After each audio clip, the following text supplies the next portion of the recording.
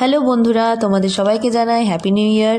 সবাই খুব ভালো করে আনন্দ মজা ফুর্তি করে আজকের দিনটাকে সেলিব্রেট করো। এই ইয়ারটা যেন সবার খুব ভালোভাবেই কাটে। আর তোমরা কিভাবে সেলিব্রেট করছো সেটা কিন্তু অবশ্যই কিন্তু আমাকে কমেন্ট সেকশনে জানিও। তবে আমার বছরের প্রথম দিন শুরু করলাম আজকে এই সুন্দর সুন্দর ফুলের বাগানে দিয়ে। তোমাদেরকে দেখাচ্ছি কি সুন্দর একটা আমাদের বাগান হয়েছে। বাগানে কত সুন্দর সুন্দর গোলাপ ফুল ফুটেছে, সাদা গোলাপ, লাল গোলাপ, গোলাপি গোলাপ, সমস্ত রকমের গোলাপ ফুল ফুটেছে, সাথে কয়েকটা বেগুনের চারাও তোমাদেরকে দেখাতে পাচ্ছি। তবে যাই হোক, আজকে বছরের প্রথম দিন শুরু হলো গরম গরম ফুলকো লুচি ও আলুর দমের সাথে। তো এখন যেহেতু নতুন আলুর সিজন, তাই এই টাইমে এরকম ছোটো ছোটো আলু পাওয়া যায়। আর এই আলুগুলোকে দু একটা সিটি দিয়ে কুকারে সেদ্ধ করে নিয়ে তারপর নুন হলুদ দিয়ে ভেজে নিয়েছি। এখন সেটাই মশলা বানাচ্ছি। সকাল সকাল রেডি এখন আলুর দম ও লুচি। আমার যেহেতু ছোটো বাচ্চা আছে আর ঠান্ডাটাও বেশ ভালোই পড়েছে, তাই বাইরে কোথাও গিয়ে পিকনিক করে যে সেলিব্রেট করব সেই উপায়ও নেই, কারণ একটু ঠান্ডা লাগলেই আমার পুচকোটা জ্বর সর্দি কাশি সব শুরু হয়ে যায়। যাই হোক, দুপুরে রান্নাবান্নাও সব শুরু হয়ে গেছে। এখন মাংস কষানো হচ্ছে। আর বাঙালিদের সেলিব্রেশন মানেই তো হচ্ছে জমিয়ে খাওয়া দাওয়া করা, সেটা বাইরেই হোক বা পিকনিক করেই হোক, রেস্টুরেন্টে গিয়েই হোক বা ঘরে বসেই রান্না করেই হোক।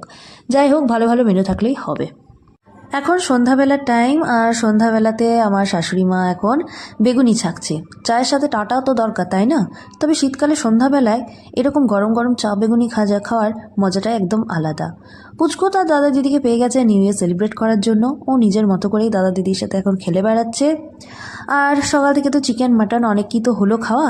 তবে আজকে যেটা স্পেশাল মেনু সেটা হলো হাঁসের মাংস রান্না। তোমরা কারা কারা এটা খেতে পছন্দ করো অবশ্যই কিন্তু কমেন্টে জানিও। আর কারা কিভাবে রান্না করে সেটাও কিন্তু আমাকে কমেন্টে জানিও। যাই হোক, এখন রাত্রেবেলায় বানানো হবে হাঁসের মাংস। তাই এখন আমি একটা মিক্সিতে কাঁচা লঙ্কা, আদা, রসুন, পেঁয়াজ সমস্ত কিছু নিয়ে নিয়েছি। সাথে শুকনো তাওয়াতে হালকাভাবে আমি শুকনোভাবে ভেজে নিচ্ছি একটু গোটা জিরে ও ধনে। সেগুলো সবগুলোকে একসাথে আমি মিক্সিতে এখন পেস্ট করে নিচ্ছি। অন্যদিকে কড়াইয়ে তেল দিয়ে তার মধ্যে স্লাইস করে রাখা পেঁয়াজগুলোকে দিয়ে নিয়ে ভালো করে ভেজে নিয়েছি। আর তার মধ্যে এই পেস্টটাকে আমি দিয়ে দিয়েছি।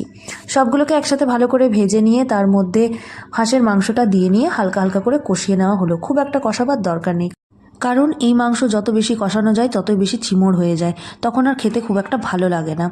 তো তার জন্য এখন আমি অন্যদিকে যেমন একটু গরম জল করতে রেখে দিয়েছি, আর সাথে একটু ধনেপাতাও কুচিয়ে রেখে দিয়েছি, এটা লাস্টে দরকার পড়বে।